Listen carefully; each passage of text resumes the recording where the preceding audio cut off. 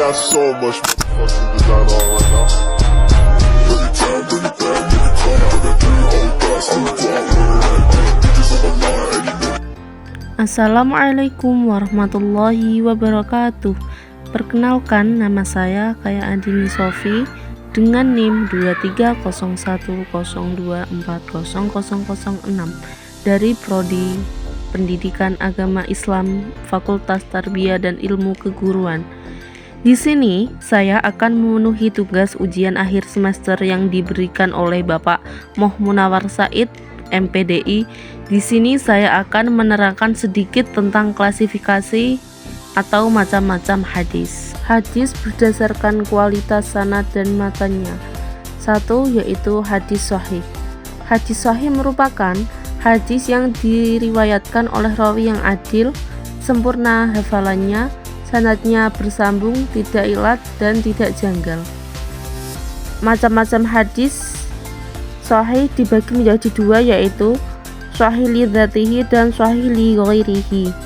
Sahih li dzatihi merupakan hadis sahih yang memenuhi syarat-syarat di atas atau yang sudah disebutkan tersebut. Sahih li ghairihi merupakan hadis yang keadaan perawinya kurang hafidh dan dobit, tetapi mereka masih terkenal sebagai orang yang jujur sehingga hadisnya derajat hasan. Yang kedua merupakan hadis hasan. Hadis hasan merupakan hadis yang sanadnya bersambung, diriwayatkan oleh perawi yang adil tetapi tidak sempurna hafalannya. Hadis hasan ini juga dibagi menjadi 2, yaitu hasan li dzatihi dan hasan li ghairihi. Hasan li dzatihi merupakan hadis yang memenuhi syarat-syarat seperti hadis sahih. Sedangkan hadis li ghairihi merupakan hadis yang awalnya dhaif namun mempunyai jalur periwayatan lain yang setara atau lebih. Yang ketiga yaitu hadis dhaif. Hadis dhaif merupakan hadis yang tidak menyandang sifat-sifat hadis hasan. Penyebabnya yaitu terputus sanadnya, perawi ragu dan lemah dalam menyampaikan riwayat. Hadis dhaif juga dibagi menjadi beberapa bagian, yaitu 1. Hadis mudharib, 2. Hadis maqlub, 3. Hadis mudha'af, 4. Hadis syadz.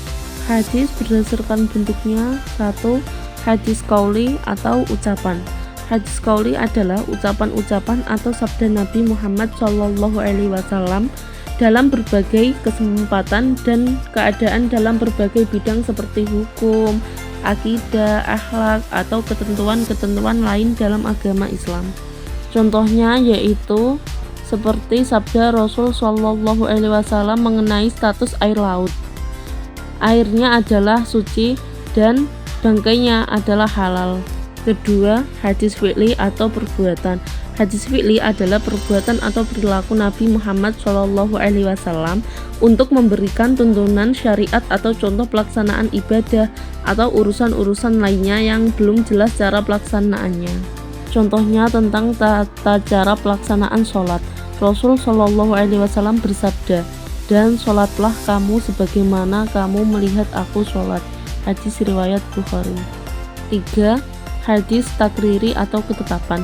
Hadis takriri yaitu pernyataan atau persetujuan Nabi Muhammad SAW terhadap suatu perbuatan yang dilakukan sahabat atau seseorang di hadapan Nabi Muhammad SAW. Yang keempat yaitu hadis hami.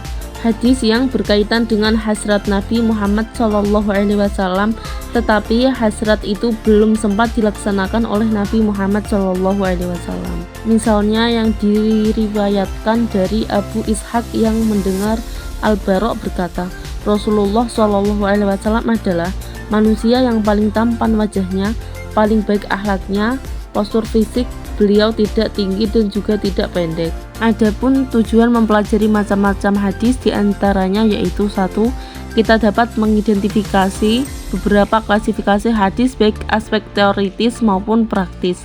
2. Kita dapat mengetahui hadis yang bisa dibuat hujah syariat. 3. Kita dapat mengetahui jumlah dan keadaan perawi setelah membaca hadis tersebut. Kemudian berdasarkan jumlah perawinya. 1. Hadis mutawatir.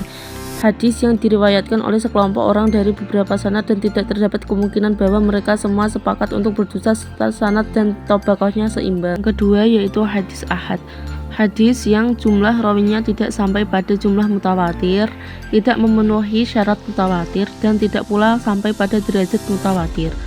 Ada juga ulama yang mendefinisikan hadis ahad secara singkat, yakni hadis yang tidak memenuhi syarat-syarat hadis mutawatir, hadis lain hadis mutawatir, atau hadis yang sanadnya sah dan bersambung hingga sampai kepada sumbernya, atau nabi tetapi kandungannya memberikan pengertian doni dan tidak sampai kepada qot'i dan yakin.